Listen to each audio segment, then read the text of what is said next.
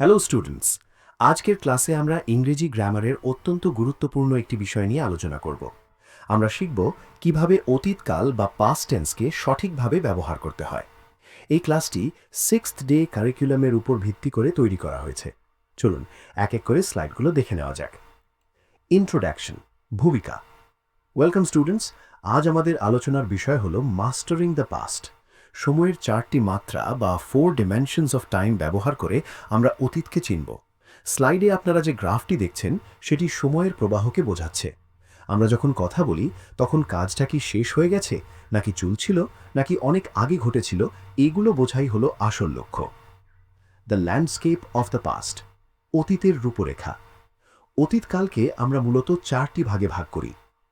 Past indefinite, যেমন Ram studied বা রাম পড়াশোনা করেছিল। পাস্ট কন্টিনিউয়াস, যেমন রাম ওয়াজ স্টাডিং বা রাম পড়াশোনা করছিল। পাস্ট পারফেক্ট, যেমন রাম হ্যাড স্টাডিড বা রাম পড়াশোনা করেছিল অন্য কোনো কাজের আগে।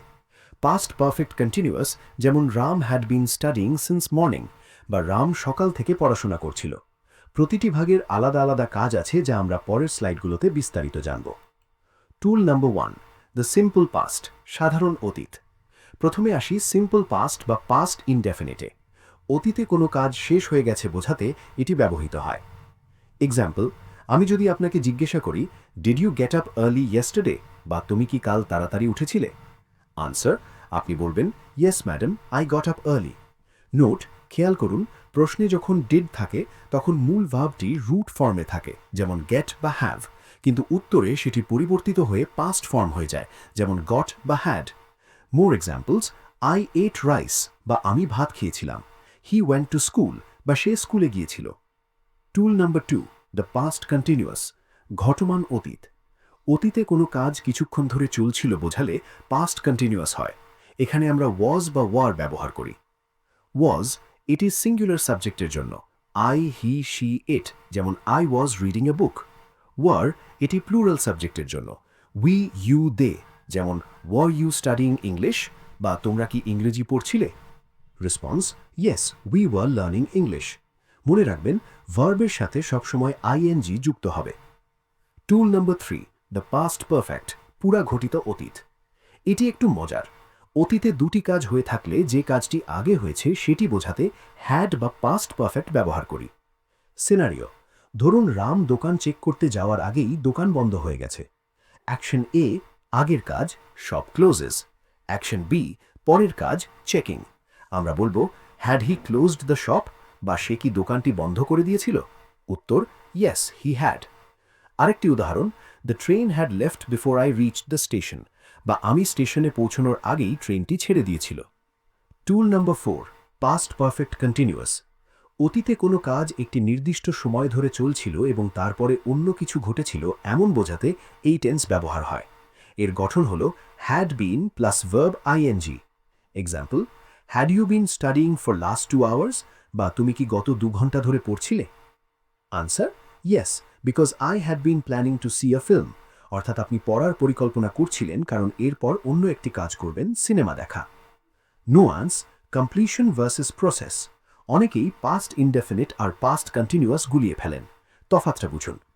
পাস্ট ইনডেফিনিট, রাম স্টাডিড, এখানে ফোকাস হলো কাজটা শেষ বা কমপ্লিট হয়ে গেছে তার উপর। Past continuous, Ram was studying, এখানে ফোকাস হলো কাজটা চলছিল বা প্রসেসের উপর। সহজ কথায়, একটি হলো তথ্য বা সিন, অন্যটি হলো দৃশ্য বা scene. Nuance, result versus duration. এবার দেখুন past perfect versus past perfect continuous. Past perfect, Ram had studied, এখানে ফোকাস হলো কাজের ফলাফল বা রেজাল্টের উপর, কাজটি নির্দিষ্ট সময়ের আগেই পুরোপুরি শেষ। Past perfect continuous, Ram had been studying since morning, এখানে ফোকাস হলো সময়ের দৈর্ঘ্যের উপর, সে সকাল থেকে কতক্ষণ ধরে কাজটা করছিল সেটাই মুখ্য। মেকানিক্স, কনস্ট্রাক্টিং দ্য নেগেটিভ, বাক্যকে না বোধক করতে একটি সহজ নিয়ম মনে রাখুন, subject plus auxiliary verb plus not plus main verb. Indefinite, I did not eat. Continuous, you are not reading. Perfect, you had not read. সহজ কথায় সাহায্যকারী ভার্বের পরেই নট বসিয়ে দিন। মেকানিক্স, কনস্ট্রাক্টিং দ্য কোয়েশ্চেন, প্রশ্ন তৈরি করা কারো সহজ, শুধু সাহায্যকারী ভার্বটিকে বাক্যের শুরুতে নিয়ে আসুন। একে বলা হয় auxiliary jump. I did eat হয়ে যাবে did I eat, you are reading হয়ে যাবে were you reading, you had read হয়ে যাবে হ্যাড ইউ রেড। শেষে একটি প্রশ্নবোধক চিহ্ন দিতে ভুলবেন না। দ্য সিনেমা প্ল্যান, চলচ্চিত্রের পরিকল্পনা। ছাত্রছাত্রীরা, এতক্ষণ আমরা নিয়মগুলো শিখলাম। এবার চলুন দেখি একটি বাস্তব সংলাপে কিভাবে পাস্ট পারফেক্ট কন্টিনিউয়াস কাজ করে।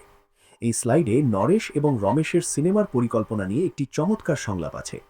Naresh: but why Ram also had been studying with you? কিন্তু রাম কেন তোমার সাথে পড়ছিল? Ramesh: because he had also been insisting on going with me for the film. কারণ সেও আমার সাথে সিনেমা দেখতে যাওয়ার জন্য জেদ করছিল। Naresh: but your mother was saying that you had been planning to go out with some friends. কিন্তু তোমার মা বলছিলেন যে তোমরা বন্ধুদের সাথে বাইরে যাওয়ার পরিকল্পনা করছিলে। Ramesh: yes, previously we had been planning something of that sort, but later we changed our programme. হ্যাঁ, আগে আমরা ওই রকম কিছু একটা পরিকল্পনা করছিলাম, কিন্তু পরে আমরা প্রোগ্রাম বদলে ফেলি। এখানে লক্ষ্য করুন, সবকটি কাজই অতীতে একটি নির্দিষ্ট সময় ধরে চলছিল এবং অন্য একটি ঘটনার, যেমন প্রোগ্রাম বদলে ফেলার আগে পর্যন্ত সক্রিয় ছিল। ঠিক এই জায়গাটিতেই আমরা had been plus verb ING ব্যবহার করি। The past tense cheat sheet, অতীতকালের সংক্ষিপ্ত তালিকা। টিচার, সবকিছু মনে রাখা কঠিন মনে হচ্ছে? কোনো চিন্তা নেই, এই চিট শিট বা তালিকাটি আপনার পুরো বিষয়টি এক নজরে ঝালিয়ে নিতে সাহায্য করবে। টেন্স: দ্য ফ্যাক্ট বা ইতিবাচক, দ্য নেগেটিভ বা না বোধক, দ্য কোয়েশ্চেন বা প্রশ্নবোধক। Indefinite: Ram studied, I did not eat. Continuous: Ram was studying, you are not reading, were you reading.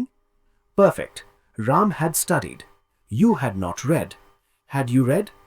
Perfect continuous: Ram had been studying. Structure: had plus not plus been. Structure: had plus subject plus been. Teacher's insight: এই টেবিলটি আপনার পড়ার টেবিলের সামনে লাগিয়ে রাখতে পারেন। মনে রাখবেন, প্রশ্ন করার সময় অক্সিলারি ভার্বটি বাক্যের শুরুতে চলে আসে, আর না বোধক বাক্যে অক্সিলারির পর নট বসে। Your turn to practice. এবার তোমাদের পালা। সবশেষে মনে রাখবেন, মাস্টারি কামস ফ্রম র্যাপিটিশন, অর্থাৎ বারবার অনুশীলনের মাধ্যমেই দক্ষতা আসে। স্লাইডে দেওয়া নিয়ম অনুযায়ী নিচের ধাপগুলো অনুসরণ করে বাড়িতে প্র্যাকটিস করুন। Start with a simple fact, প্রথমে একটি সাধারণ বাক্য ধরুন, যেমন আই রুট বা আমি লিখেছিলাম।